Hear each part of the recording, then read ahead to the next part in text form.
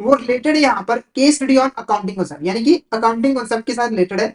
तो accounting concepts are fundamental principle assumption that guide the recording, reporting, interpretation of financial transaction. तो ये basically कुछ fundamental principles होते हैं, अजम्पशंस होते हैं, जो कि हमें गाइडेंस प्रोवाइड करते हैं कि हमें ट्रांजेक्शन को कैसे रिकॉर्ड करना है, कैसे रिपोर्ट करना है, कैसे इंटरप्रिटेशन करनी है। The concept provide a framework for ensuring consistency, clarity, comparability in the financial statement. तो इन कॉन्सेप्ट की हेल्प से हमारी जो फाइनेंशियल स्टेटमेंट्स है उसके अंदर कंसिस्टेंसी आती है, क्लैरिटी आती है और कंपेरेबिलिटी भी आती है। अब इससे रिलेटेड हम कुछ इंपॉर्टेंट क्वेश्चन यहाँ पर डिस्कस करेंगे। पहला क्वेश्चन देखो, according to the money measurement concept that only transaction which can be expressed in monetary terms are recorded in the books of account, which of the following transaction would be recorded, would not be recorded। तो money measurement concept के बारे में already मैंने आपको बताया कि इसके according हम सिर्फ उन्हीं ट्रांजेक्शन को बुक्स ऑफ अकाउंट के अंदर रिकॉर्ड करते हैं जिनकी हम मॉनेटरी टर्म्स में वैल्यू कैलकुलेट कर सकते हैं। तो इसमें से कौन सी ऐसी ट्रांजेक्शन है जिसे हमें बुक्स ऑफ अकाउंट में रिकॉर्ड नहीं करना होता है इस कॉन्सेप्ट के अकॉर्डिंग? पहला, purchase of office supplies for 5,000, तो इसको हम टर्म्स में कैलकुलेट कर सकते हैं, तो इसे हम रिकॉर्ड करेंगे। Payment of salary to employ 10,000, तो इसे भी हम रिकॉर्ड करेंगे। एम्प्लॉय जॉब सेटिस्फेक्शन इंप्रूव्स, यानी कि आपके जो एम्प्लॉयज है उसका जॉब सेटिस्फेक्शन है वो मान के चलिए 20% से इंप्रूव हो गया है, तो इसकी जो वैल्यू वो आप मॉनेटरी टर्म्स में कैलकुलेट नहीं कर सकते, तो आप इसको बुक्स ऑफ अकाउंट में रिकॉर्ड नहीं करोगे।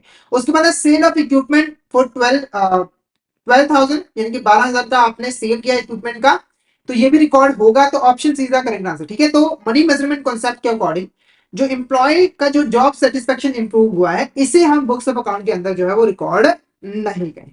ठीक है, नेक्स्ट यहां पर देखो क्या है, dash concept state that organisation and the business owners are two independent entities, hence the business transaction and personal transaction of its owner are different. ठीक है, तो ऐसा कौन सा कॉन्सेप्ट है जो कि ये अज्यूम करता है कि कोई भी ऑर्गेनाइजेशन और उसका जो ऑनर है वो दो डिफरेंट एंटिटीज होती है, यानी कि जब भी हमें अकाउंटिंग करनी है तो हमें मान के चलना है कि ऑनर जो है जिसने कंपनी को स्टार्ट किया वो अलग है और जो कंपनी है वो अलग है। ठीक है, यानी कि ऑनर की पर्सनल ट्रांजेक्शन और कंपनी के ट्रांजेक्शन को हमें अलग अलग जो है वो करना है, उनको एक साथ जो है बुक्स ऑफ अकाउंट के अंदर रिकॉर्ड नहीं करना है। ठीक है, तो इसका जो आंसर है वो है ऑप्शन है, business entity is a concept. Business entity concept हमारा यहाँ पर करेक्ट आंसर जो है वो रहेगा। जैसे मान के चलिए यहाँ पर एक एक्स पर्सन है, उसने यहाँ पर एक एक्सवाइजेड कंपनी को ओपन किया है। ठीक है, अब देखो ये है ऑनर इस कंपनी का, ये है ऑनर इस कंपनी का, तो बिजनेस एंटिटी कॉन्सेप्ट कहता है। तो देखो, अगर आप एक्सवाइजेड कंपनी के लिए अकाउंटिंग करोगे ना तो आपको इस पर्सन को, यानी कि जो उसका ऑनर है और इस कंपनी को अलग अलग ट्रीट करना है और सिर्फ बिजनेस से रिलेटेड जो ट्रांजेक्शन है उसी को बुक्स ऑफ अकाउंट में रिकॉर्ड करना है, यानी कि ऑनर की जो पर्सनल ट्रांजेक्शन है उसे हमें कंपनी के जो अकाउंटिंग रिकॉर्ड्स है उसके अंदर रिकॉर्ड नहीं करना है। ओके, तो बिजनेस एंटिटी कॉन्सेप्ट हमारे यहाँ पर करेक्ट आंसर रहेगा। नेक्स्ट क्वेश्चन देखो, according to the business entity concept which of the following statement is not correct. अगर हम बिजनेस एंटिटी कॉन्सेप्ट की बात करें तो इसमें से कौन सी स्टेटमेंट है जो कि करेक्ट नहीं है? पहला, business transaction and personal transaction of the owner are treated separately. जो बिजनेस ट्रांजेक्शन है और जो ऑनर की ट्रांजेक्शन है, पर्सनल ट्रांजेक्शन है, उसे हमें अलग अलग यहाँ पर करना है। ठीक है, तो ये बिल्कुल यहाँ पर करेक्ट है। Personal transaction of business owner are not recorded in the books account. जो ऑनर की पर्सनल ट्रांजेक्शन है, जैसे उसने अपने लिए कोई कार खरीदी, अपने वाइफ के लिए कोई कार खरीदी है, तो उसे हमें बुक्स ऑफ अकाउंट के अंदर रिकॉर्ड नहीं करना है। Business transaction and personal transaction combined in the financial statement, तो ये स्टेटमेंट जो है वो गलत है, यानी कि हमें बिजनेस ट्रांजेक्शन और पर्सनल ट्रांजेक्शन को एक साथ रिकॉर्ड नहीं करना है, अपने फाइनेंशियल स्टेटमेंट के अंदर कंबाइंड नहीं करना है। तो ये जो स्टेटमेंट है वो हमारी यहाँ पर करेक्ट, मतलब कि करेक्ट नहीं है, तो ऑप्शन सी हमारे यहाँ पर करेक्ट आंसर है। Option C is a correct answer. Okay,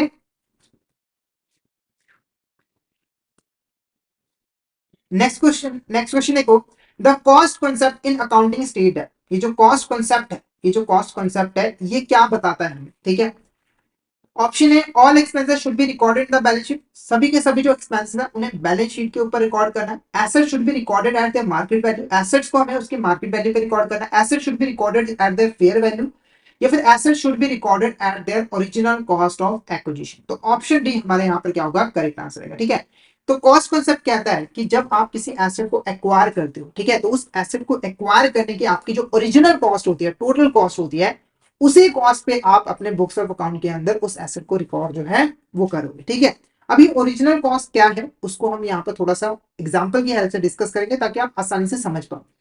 तो मान के चलिए यहाँ पर एक एक्सवाइजेड कंपनी है, उसे यहाँ पर जो है प्रोडक्शन करनी है, उसे यहाँ पर प्रोडक्शन करनी थी, प्रोडक्शन के लिए उसने एक यहाँ पर मशीन परचेज की, एक मशीन जो है वो परचेज की है, ठीक है,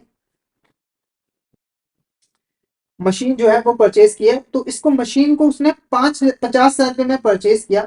उसके बाद इसको जो है कंपनी तक ले आने के लिए उसने 5,000 रुपये ट्रांसपोर्टेशन पे खर्च किया। उसके बाद इसको इंस्टॉल कराने के लिए 5,000 रुपये और यहाँ पे जो है वो खर्च किए, यानी कि इस एसेट को एक्वायर करने के लिए उसे टोटल 60,000 रुपये खर्च करना पड़ा। तो कॉस्ट कंसेप्ट के अकॉर्डिंग हमें इसे 60,000 रुपये भी जो है रिकॉर्ड करना है।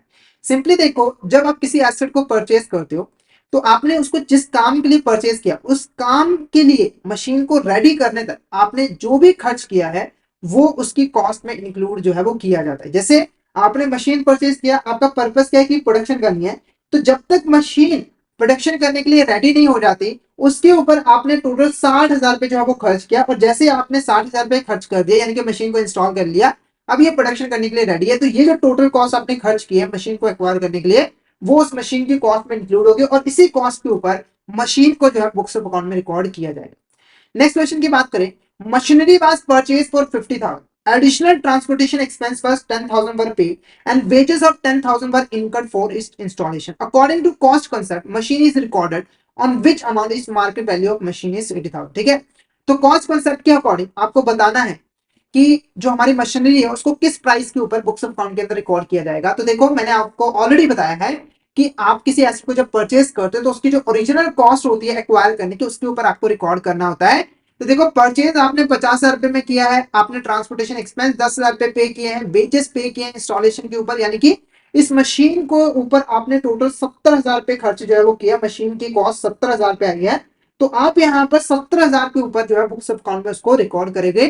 तो ऑप्शन सी का करेक्ट आंसर, ऑप्शन सी हमारे यहाँ पर करेक्ट आंसर जो है वो रहेगा, option C is the correct answer. Next question की बात करें, what does the going concern concept assume about the future of a business. तो जो हमारा गोइंग कंसर्न कॉन्सेप्ट है वो बिजनेस के बारे में क्या अज्यूम करता है। पहला, लिक्विडेशन और डिसकंटिन्यूएशन ऑफ कंपनी, यानी कि हमारी जो कंपनी है वो जल्दी ही लिक्विडेट हो जाएगी, डिसकंटिन्यू हो जाएगी और ये सोचकर ही हमें अकाउंटिंग करनी है। या फिर business will continue its operation indefinitely, यानी कि हमारा जो बिजनेस है वो लंबे समय तक चलेगा, ठीक है। और यही सोचकर हमें अकाउंटिंग भी करनी है कि हमारा जो बिजनेस है वो अगले साल बंद नहीं होने वाला, बल्कि ये सालों तक जो है वो चलेगा। या फिर accounting records prepared only for a specific accounting period. तो हमारा जो करेक्ट आंसर रहेगा वो रहेगा ऑप्शन बी। तो हमारा जो गोइंग कंसर्न कॉन्सेप्ट है वो कहता है कि जो बिजनेस है वो यहाँ पर लंबे समय तक जो है हमारा चलेगा। तो option B is the correct answer. Next question देखो, what does the accounting period concept require in terms of preparation of financial statement, ठीक है। तो यहाँ पर अकाउंटिंग पीरियड कॉन्सेप्ट का क्या यहाँ पर रिक्वायरमेंट होती है फाइनेंशियल स्टेटमेंट के प्रिपरेशन से रिलेटेड। तो पहले अकाउंटिंग पीरियड कॉन्सेप्ट क्या है उसको थोड़ा सा अगर हम डिस्कस करें। अकाउंटिंग पीरियड कॉन्सेप्ट, देखो अकाउंटिंग पीरियड कॉन्सेप्ट के अकॉर्डिंग हमें जो है अकाउंटिंग एक स्पेसिफाइड पीरियड के लिए करनी होती है, जैसे कि एक साल। इसका मतलब क्या हुआ कि हमें देखो एक साल तक बिजनेस में जो भी ट्रांजेक्शन अकर होती है उसे हमें सिस्टमेटिक वे में जो है वो रिकॉर्ड करना है, ठीक है। और जैसे हमें ना एक साल पूरा हो जाएगा हमें रिकॉर्डिंग जो है वो बंद कर देनी है और हमें क्या करना है, ये जो फाइनेंशियल इंफॉर्मेशन है उसका एनालिसिस करना है ताकि हम इससे अपनी कंपनी की प्रॉफिटेबिलिटी और फाइनेंशियल पोजीशन के बारे में जो है वो जान सके, ठीक है। तो इस अकाउंटिंग पीरियड कॉन्सेप्ट के अकॉर्डिंग हमारे जो फाइनेंशियल स्टेटमेंट है जैसे कि प्रॉफिट एंड लॉस अकाउंट और हमारा बैलेंस शीट है उसे हमें रेगुलर इंटरवल पर यानी कि हर एक साल के बाद जो है वो बनाते रहना जरूरी है। यानी कि जैसे एक साल कंप्लीट हुआ आपने रिकॉर्डिंग बंद करनी है, प्रॉफिट एंड लॉस अकाउंट बनाना है, बैलेंस शीट बनानी है, फिर जैसे उसके बाद फिर से आपको रिकॉर्डिंग स्टार्ट करनी है, एक साल तक आपको रिकॉर्डिंग करनी है और उसके बाद फिर से आपको प्रॉफिट एंड लॉस अकाउंट और बैलेंस शीट जो है वो बनाना है। तो हमारा जो करेक्ट आंसर रहेगा वो रहेगा ऑप्शन सी का करेक्ट आंसर, यानी कि जो फाइनेंशियल स्टेटमेंट्स है उसे हमें स्पेसिफिक पीरियड के लिए जो है वो प्रिपेयर करना है। बाकी को ऑप्शन देख लो, financial statement are prepare at irregular interval, यानी कि हम कभी भी फाइनेंशियल स्टेटमेंट को बना सकते हैं, जैसे 6 महीनों के बाद, 2 साल के बाद, 5 साल के बाद। तो ये गलत है। उसके बाद ट्रांजेक्शन रिकॉर्डेड अनलिमिटेड ड्यूरेशन, तो ये भी स्टेटमेंट गलत है। Expenses are matched with the future revenue, तो ये भी स्टेटमेंट जो है वो गलत है। तो ऑप्शन सी हमारे यहाँ पर क्या होगा correct answer, option C is a correct answer. तो नेक्स्ट क्वेश्चन देखिए हम यहाँ पर, नेक्स्ट क्वेश्चन देखो क्या है, realization concept state that revenue from any business transaction should be included in the accounting records only when it's realized. The term realization means, ठीक है। तो देखो रियलाइजेशन कॉन्सेप्ट के अकॉर्डिंग आपके बिजनेस के अंदर किसी भी ट्रांजेक्शन से अगर आपको रेवेन्यू हो रही है तो उसको आप अकाउंटिंग रिकॉर्ड में तभी रिकॉर्ड करोगे जब वो एक्चुअली में रियलाइज हो जाएगी। तो ये रियलाइजेशन का मतलब क्या है वो क्वेश्चन पूछ रहा है। ऑप्शन ए कह रहा है the act of recognising expense. तो जब हम एक्सपेंस को रिकॉग्नाइज कर लेते हैं, या फिर conversion of goods into cash, जब हम गुड्स को कैश में कन्वर्ट कर देते हैं, या फिर creation of legal right to receive money, यानी कि आपका एक लीगल राइट हो चुका है सामने वाले बंदे से मनी को रिसीव करने का, या फिर the process of recording transaction. तो क्या लग रहा है आपको, क्या होगा करेक्ट आंसर? फटाफट से मुझे यहाँ पर चैट बॉक्स में बता दें क्या होगा इसका correct answer. The act of recognizing expenses, conversion of goods into cash, creation of legal right to receive money, या फिर the process of recording transaction. तो क्या होगा इसका करेक्ट आंसर? फटाफट से चैट बॉक्स में बता दीजिए। तो option C, creation of legal right to receive money, ये हमारा जो है वो करेक्ट आंसर रहेगा। ठीक है, अब इसको एक एग्जांपल के साथ मैं आपको समझाना चाहूंगा। तो मान लीजिए चलिए यहाँ पर एक एक्स कंपनी है, वो फर्नीचर बनाकर सेल करती है, फर्नीचर बनाकर सेल करती है। ठीक है, तो एक्स कंपनी ने जो है ए पर्सन को 50,000 की जो गुड्स है वो यहाँ पर सोल्ड करी, 50,000 की जो गुड्स है वो सोल्ड की हैं।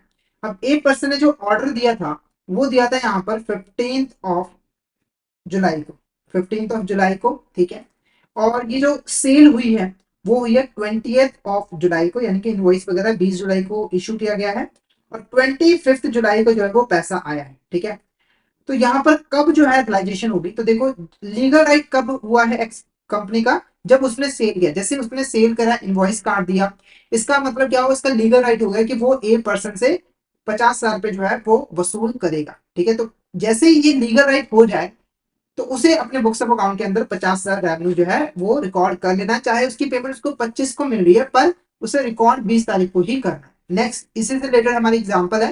तो देखो, एक ऑर्डर रिसीव हुआ था 5 जुलाई को, और उसे सोल्ड किया गया है 15 जुलाई को। कैश रिसीव जो हुआ है वो 25 जुलाई को हुआ है। According to realization concept, transaction is recorded in the books of account. तो अगर हम रियलाइजेशन कॉन्सेप्ट की बात करें तो इस ट्रांजेक्शन को हमें बुक्स ऑफ अकाउंट में कब रिकॉर्ड करना है? 15 जुलाई को, 5 जुलाई को, या फिर 25 जुलाई को?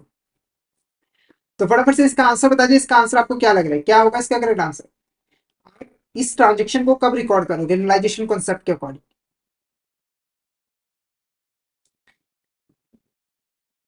तो देखो, जो सेल्स हुई है वो 15 जुलाई को हुई है, जो सेल्स हुई है 15 जुलाई को हुई है, और लीगल राइट पे यहीं पे क्रिएट हुआ है पैसे को रिसीव करने का, तो 15 जुलाई को यहाँ पर रिकॉर्ड जो है वो कर लिया जाएगा। तो ऑप्शन बी हमारा यहाँ पर करेक्ट आंसर जो है वो रहेगा, 15 जुलाई।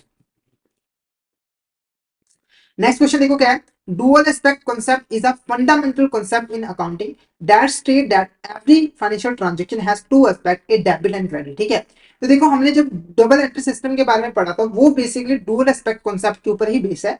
डुअल एस्पेक्ट कॉन्सेप्ट ही कहता है कि आपके बिजनेस के अंदर जो भी फाइनेंशियल ट्रांजेक्शन होती है उसके हमेशा दो एस्पेक्ट होते हैं, एक डेबिट होता है, एक हमारा क्रेडिट होता है। इसीलिए हमें ट्रांजेक्शन को दो अकाउंट्स के अंदर जो है, या दो से ज्यादा अकाउंट्स के अंदर जो है रिकॉर्ड करना पड़ता है। ठीक है, ये कॉन्सेप्ट हमें क्या कहता है? Every transaction affects only one account, either debit और क्रेडिट, यानी कि हर ट्रांजेक्शन का सिर्फ और सिर्फ एक ही अकाउंट के ऊपर इंपैक्ट डालता है, चाहे वो डेबिट करता है चाहे क्रेडिट करता है। या फिर each transaction recording only when cash is received और पेड, अगर आपके पास कैश रिसीव होता है, आपने कैश पे किया, तभी आप ट्रांजेक्शन को रिकॉर्ड करोगे।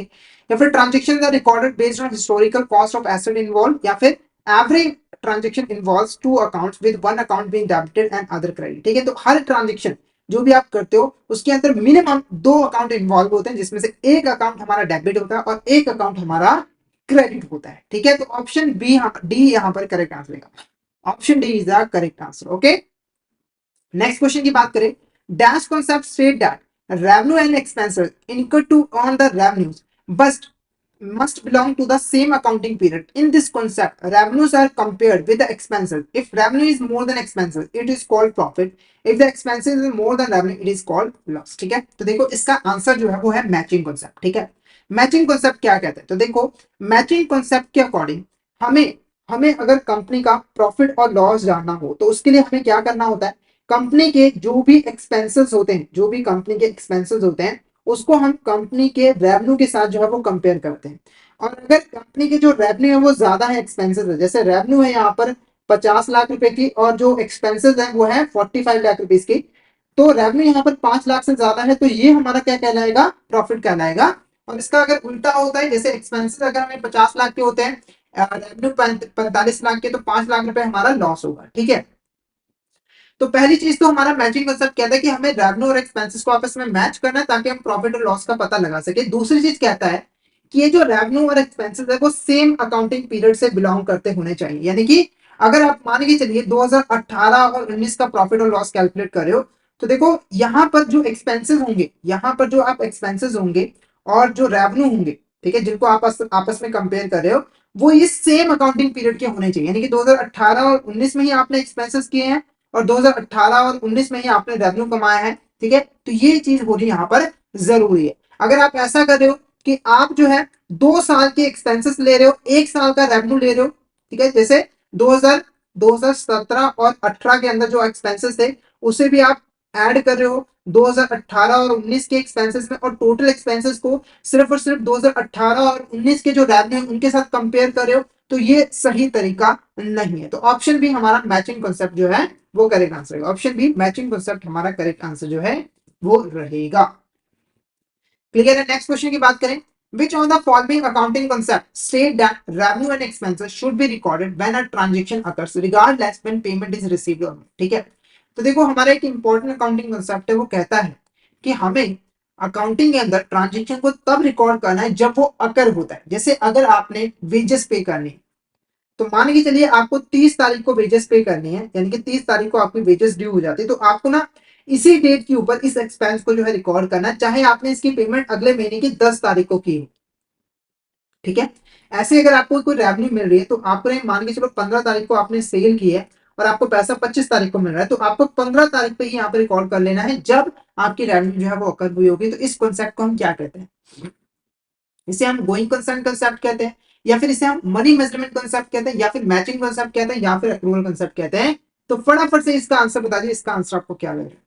Going concern concept, money measurement concept, matching concept, या फिर अक्रूवल कंसेप्ट? तो क्या होगा इसका करेक्ट आंसर? फटाफट से चैट बॉक्स में बताएं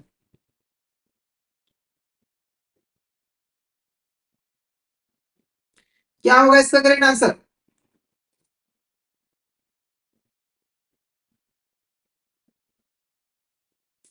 तो इसका जो करेक्ट आंसर है वो है हमारा accrual concept is the correct answer. तो ये जो केस स्टडी थी वो बेसिकली हमारे कॉन्सेप्ट के साथ रिलेटेड थी,